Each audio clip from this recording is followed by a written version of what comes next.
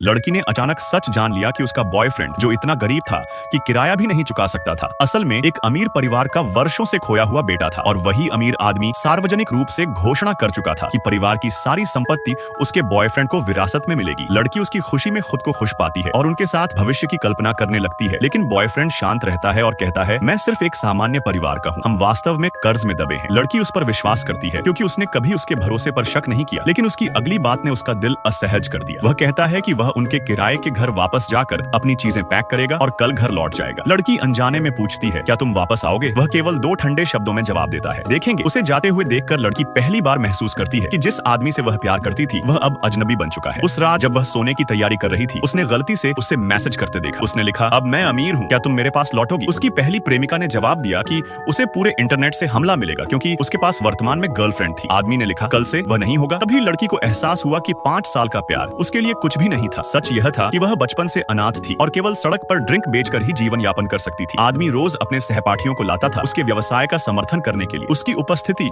उसके जीवन में रोशनी की किरण की तरह थी। चूंकि उनके अनुभव समान थे, वे जल्दी ही प्यार में पड़ गए। बाद में आदमी को ग्रेजुएट स्कूल में प्रवेश मिला, लेकिन ट्यूशन महंगा होने के कारण उसने हिचकिचाहट दिखाई। लड़की उसके लिए दुखी हुई और उसने बिना हिचक अपने सारे पैसे निकाल दिए। आदमी ने मना किया, लेकिन उसने जोर दिया तो उसने स्वीकार किया। उसने वादा किया कि जब उसके पास पैसा होगा वह उसे खुशहाल जीवन देगा। वे शब्द पहले उसके दिल को गर्माहट देते थे, लेकिन अब लड़की महसूस करती है कि वे वादे दर्दनाक रूप से खाली थे। अगले दिन उसने स्पष्टीकरण मांगने की कोशिश की, लेकिन आदमी कहता है कि अब वे एक ही दुनिया के नहीं हैं। लड़की उसके साथ घर जाने की कोशिश करती है, लेकिन वह मना कर देता है। उसने उसे यहाँ तक आरोपित किया कि वह वही थी जिसे पैसे की परवाह थी।